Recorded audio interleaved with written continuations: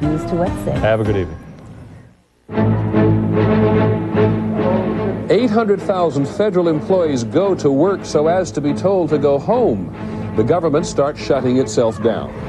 The fat substitute that doesn't taste like one, the government wants to know if it is safe.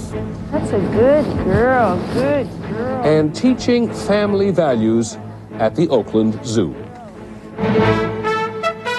From ABC, this is World News Tonight with Peter Jennings. Good evening. We begin tonight with the political deadlock in Washington and the consequences elsewhere in the country, which very much include a large measure of disgust for the politicians of both parties.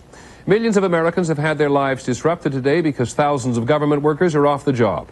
And there is very little indication this evening that the White House and the Republicans in Congress are going to resolve their differences about how and when to balance the federal budget. First, beyond the Beltway.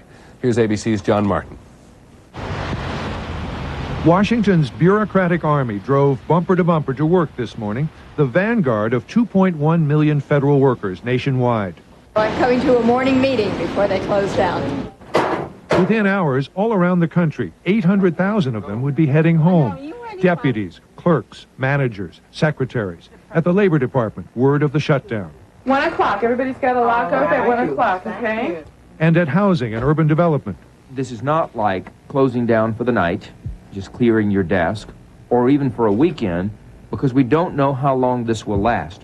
At the government printing office, the announcement broke the nervous tension. You're officially furloughed. Okay. It's 11 o'clock today. I don't know if I should say thank you or not. Bookstore is closed.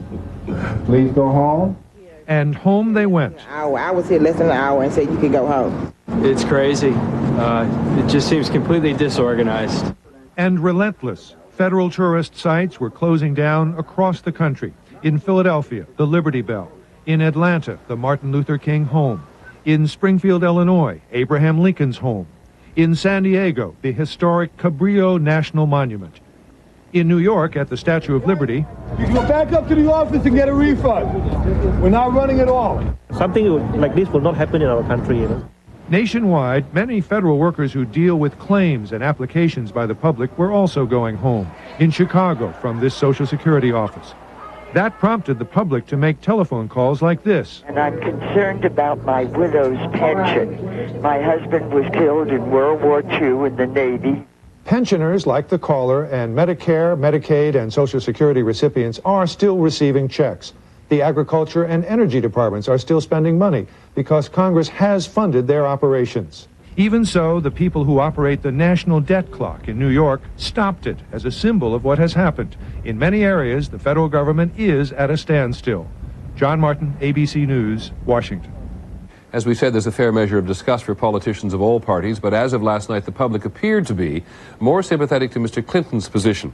When our polling unit asked if the government shuts down, who would be at fault, 46% blamed the Republicans, 27% Mr. Clinton. That was yesterday. The political struggle to resolve it all today. From ABC's Britt Hume.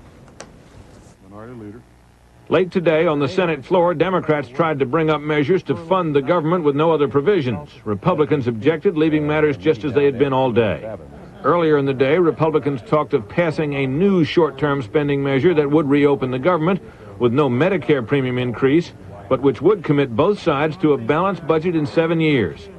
Sensing that Republicans might be trying to make him appear opposed to a balanced budget, the president this afternoon read a tough statement saying he favors a balanced budget, but not like theirs. We can balance the budget without doing what they seek to do. We can balance the budget without the deep cuts in education, without the deep cuts in the environment, without letting Medicare wither on the vine, without imposing tax increases on the hardest-pressed working families in America. Republican leaders were furious, accusing the president of misrepresenting both his plan